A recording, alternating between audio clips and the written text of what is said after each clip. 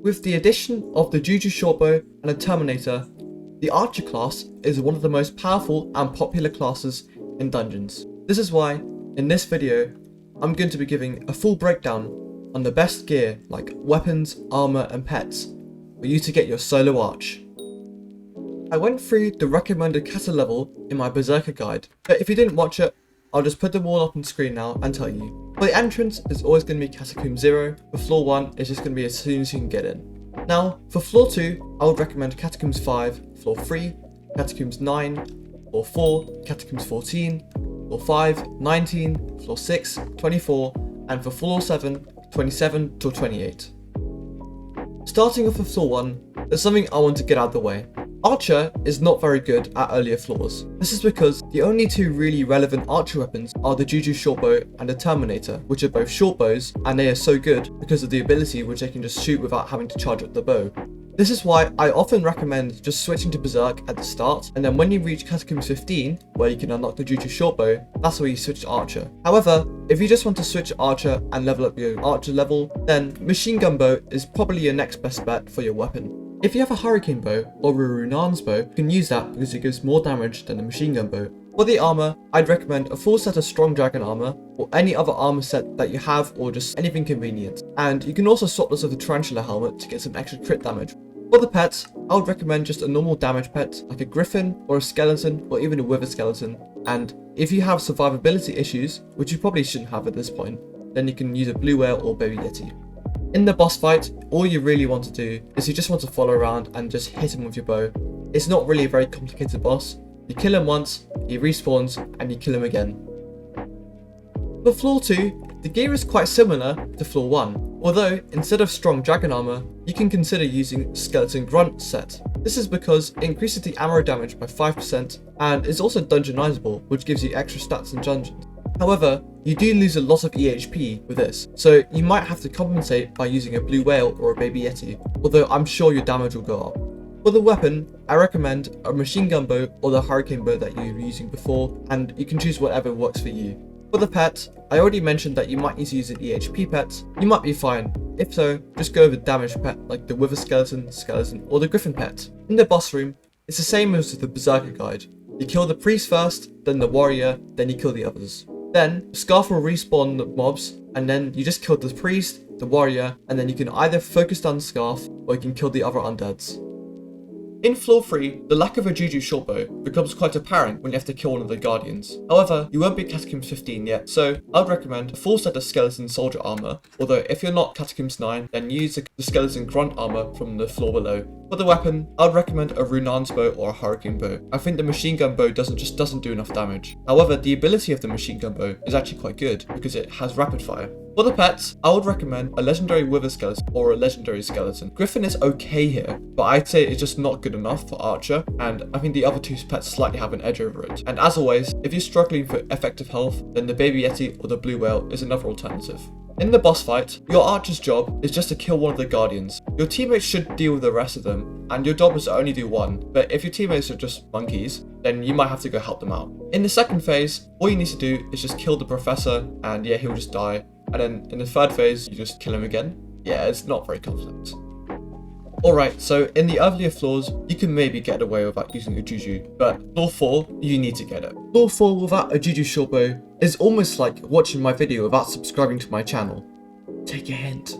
Although the Juju Shortbow doesn't need to be like this, you can probably get away with Soul Eater 3 and maybe Overload 3 as well, and you probably don't need Fumings. For the armor, I would recommend full Shadow Assassin, or maybe 3/4 Shadow Assassin with a Zombie Knight chestplate. However, if you don't have floor 5 completion, it is an alternative to use Skeleton Master armor, and if you want, you can also substitute the Zombie Knight chestplate for Skeleton Master chestplate. It's up to you, and you should just build your armor based on the effective HP you have and the damage you need. For the pets, I would recommend a Wither Skeleton or a Skeleton, again, for damage, and as always, if you're struggling for effective health, then the Baby Yeti or the Blue Whale is another option. Alternatively, I think the Turtle's also alright, but you can decide for yourself. The floor 4 boss fight is a complete mess and is complete chaos. All you need to do is you need to kill enough spirit mobs so the spirit bear spawns, and then you kill the spirit bear and then you shoot Fawn with the spirit bow. It's quite complicated, but as an archer you can decide with your team, but it's either going to be killing the mobs in the arena or it's going to be focusing on the spirit bow. Floor 5. the land of the I want solo arch, there is no dupe arch. It's not really that important, but I just wanted to let you know, and that is what is going to happen. So, for the armor, again, I'd recommend 3/4 Shadow Assassin with a Zombie Knight chestplate, or, if you're rich enough, full Shadow Assassin. This is definitely better, and in my opinion, it also looks better as well. An alternative for the Shadow Assassin helmet is also the Golden Livid head. This provides double stats on floor 5, and in general, it's just a pretty good option. For the bow, you need the Juju short bow. It doesn't, again, need to be like this, but it probably should have solid to 4 maybe, and also a couple of fumings now by now. For the pet, again, the skeleton and the wither skeleton are good options, but there's a good chance that you'll be lacking survivability in the clear. So the baby yeti and the blue whale may be good alternatives to you. For floor 5, the boss fight is actually quite simple. The livid spawn, and you have to kill the correct livid. You can either find the correct livid by using like a dungeon tracker, which is like a mod that you can use, or you can look at the ceiling and track which colour that you need to kill. Where your team positions itself depends quite a lot on the tank and what you want to do. If you're in that little corner by the portal, then your archer, you probably won't be able to do much. But if you're in the centre, then your tank can soak up all the damage and you can just go and focus down the livid.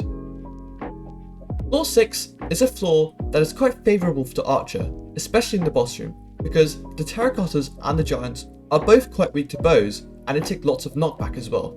For your armour, I'd recommend 3/4 Shadow Assassin because it gives a decent amount of damage and it's just an alright set. And for your helmet, the Golden Sailing head. However, if you want to go that step further and get your solo arch, then the upgrade to Necron is absolutely worth it. It gives a ton of damage, much more EHP than Shadow Assassin, and in general, it's the armor that you'll be sticking with for the rest of your dungeon profile. For your bow, the Juju short bow is your first priority. You should have Soul Eater 5, Overload 5, Fumings, the whole shebang. This is because all of these little add-ons, they improve your damage by so much, and especially Soul Eater, this really starts to add up in dungeons. For your pets, I'd recommend the baby yeti and the blue whale, and also if you're lacking a bit of damage, the wither skeleton and the skeleton pet is also a good option. The floor 6 boss room is also pretty trivial, because in the terracottas, you just go where your tank wants you to stand, and you just shoot the terracottas. The giants, you shoot the giants, and then when Satan spawns, you don't jump into the hole, you make him fly. And now we get to the big floor 7. Floor 7 as Archer is actually quite good, unlike Berserker, although Mage is still by far the best. Anyways, for your armor, you're gonna have to say goodbye to your Shadow Assassin armor because it just isn't good enough anymore. Necron is what you need. The damage reduction from Withers is just what makes it especially good in the boss fights, and in general, it just gives a ton of EHP damage and it's just the best armor set for dungeons at the moment. For the helmet, obviously it's a golden Necron head as well.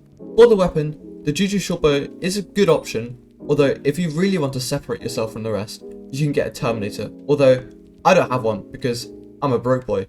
But for your enchants, you need to have everything. Soul Eater 5, Overload 5, you may want to have an Art of War as well. You need absolutely everything to maximize your damage.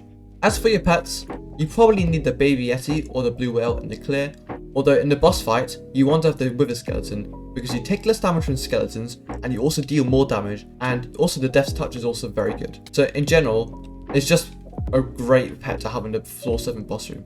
Now, the floor 7 boss room is extremely complicated, and as I said from my Berserker video, all I'm going to say is, you just need to communicate with your team. You just need to let everyone know what you're doing, all like terminals you're doing, what pillar you're doing, and who's getting the beacons, and all stuff like that, which are just all important in improving the efficiency of your runs.